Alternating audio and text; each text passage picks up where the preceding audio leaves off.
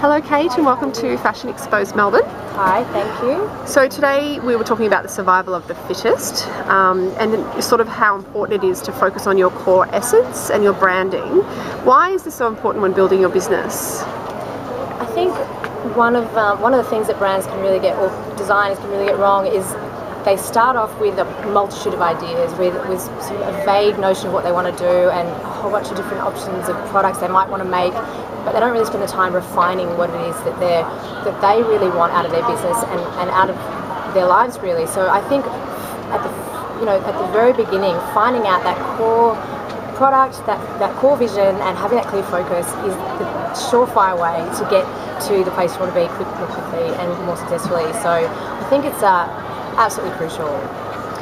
When should you define this? This sort of brand identity, and what does it sound like, or what does it entail? I think ideally it's something, and I do this with my clients from the get-go. If they haven't already established a brand, then we really workshop together what the ideas are, like what's the bigger picture of this brand, who is the girl or who's the guy that's going to be interacting with this brand, and it can take time. Some brands do formulate their brand essence over the first few periods, the first maybe year or so of running their business, and maybe they prototype some products and get them to market, and that can work as well. So it's when you want to take that big step into the market, I'm talking big investment into whether it's that online store or bricks and mortar store. At that point, that's when you really need to have your brand clearly defined. If you chop and change and start redesigning logos and revisioning the brand every 6 months or every few years, your customer's going to lose their confidence in you quite quickly.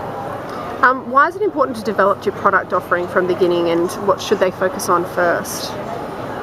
Going back to what I said before, I think if you define the product and keep the product simple and get it right, you've got an opportunity to have a product that can last the test of time.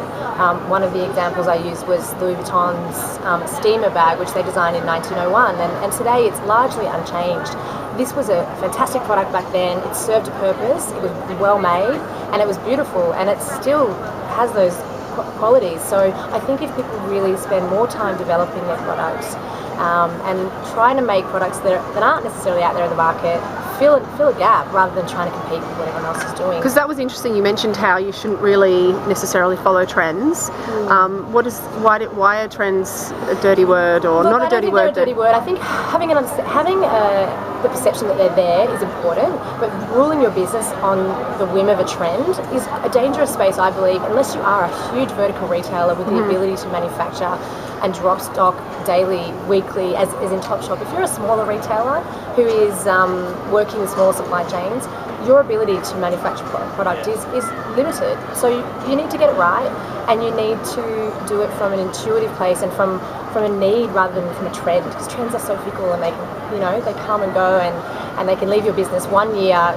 hugely successful, but if you cling to that the next year, you're really not relevant. So absolutely. Retail has been quite tough, and I guess a lot of people are sort of rethinking what they're doing and thinking about change. How can businesses captivate this new audience? Well, I gave a couple of examples today of some incredible window displays. I think visual merchandising and window displays, the in-store experience, if we're going to get people in-store, and also that can apply online, we need to provide them with captivating, engaging experiences. So, really think outside the square when it comes to designing your retail spaces, or even designing your online content, and collaborate. If you're running out of ideas, and one of the main points I made was, go to your local art school and find some incredible creative talent and get them to collaborate with you to come up with ideas, so that you provide something that captures people's imagination. So people really are looking for that, I think, in the current market that's saturated with so many products and so many different options. Because you did speak about connection as well today as a key takeaway, and customer service being a fundamental message. I think that Australia, we haven't necessarily been known for our customer service over the last few decades, and we've kind of got away with it. Now that we're on the world stage, and now that we're so connected and people are dealing with markets like the US, where customer service customer is king and they know it, we really need to step it up and start offering a similar level of service to our customers, whether it's the way that we educate our staff to handle customers in store. They must be knowledgeable about the product, they must know the history, they must have an understanding of the brand that they're selling in order to educate the customer. That's something that I still think we're on the back foot about. And I think that's where the connection point starts, where the brand is that first connection with the customer. If you get them involved and you connect with them, they then become loyal fans who go off into their world and share your story on, so they can become, advocates of the brand. Fantastic. Thanks for your time, Kate. No worries.